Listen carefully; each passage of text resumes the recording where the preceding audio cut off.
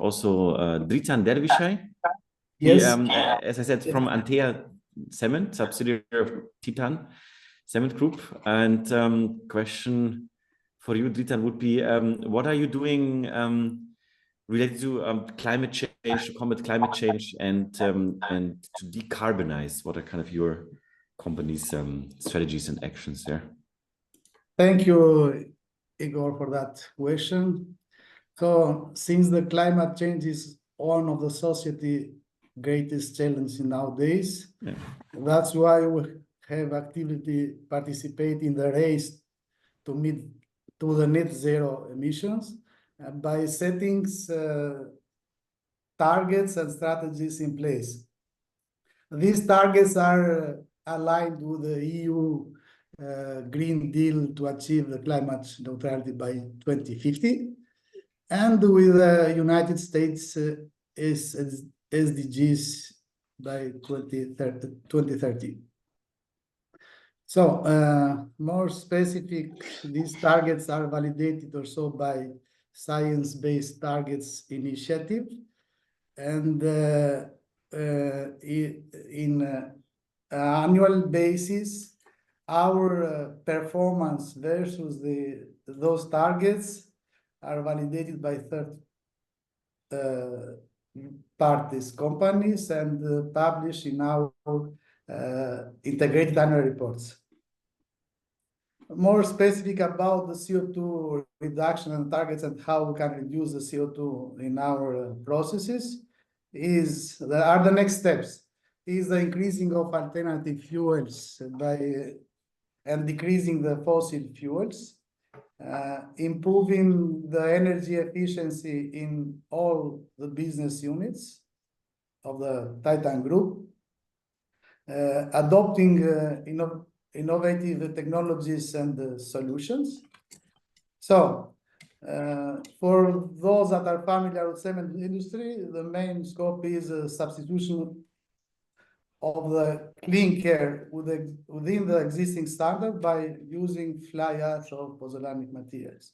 Now, a few words, if you allow me, about the new technologies, just to inform you that the Titan Group in Kamari plant located in Greece, in the previous year, there was a project, pilot project regarding carbon capture and storage that will be and was approved, and this project receives around not exactly 234 million euros as a grant from European Union Innovation Fund, and is now the Titan Group has started to implement that project.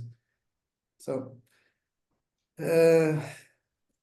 what next is that just few information. And Titan Group is progressing well with the replacing of the fossil fuels with alternatives ones. Just in the region, some plants they achieved around 70% replacement of the fossil fuels. In the Greece plants there are 30 to 40%.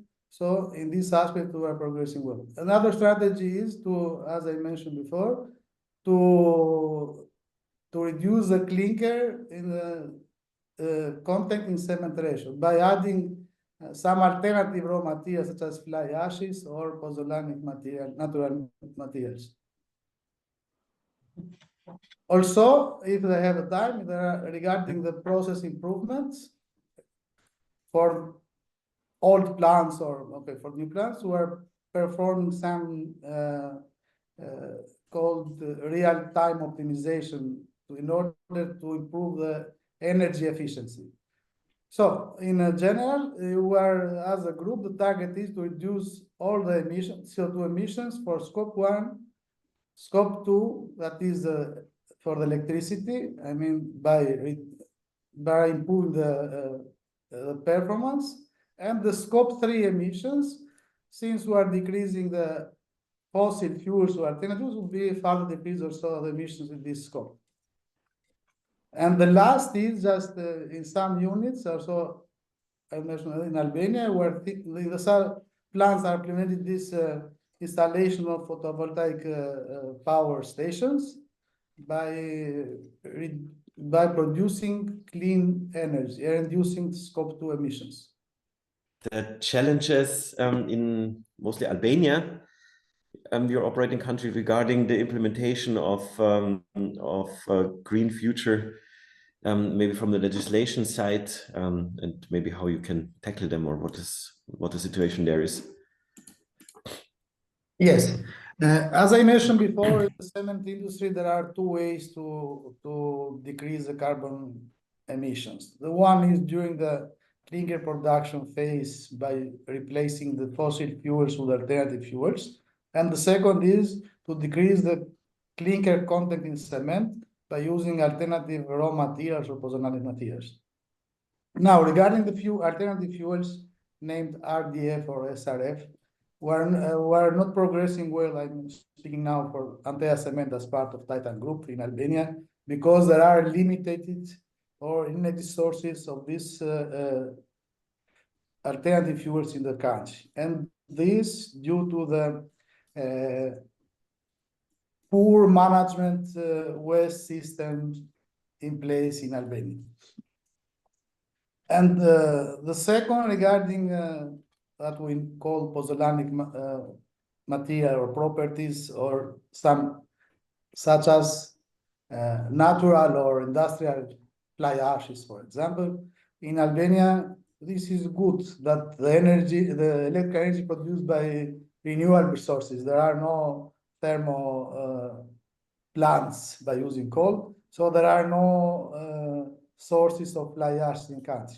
But we are thinking to use the fly ash from the neighbor country that as it is from Kosovo. But according to the legislation in Albania, there is a ban regarding the importing of RDF or SRF or the fly ashes in the country. That's why we're not using these materials in our country. This is our main challenges regarding the legislation in Albania.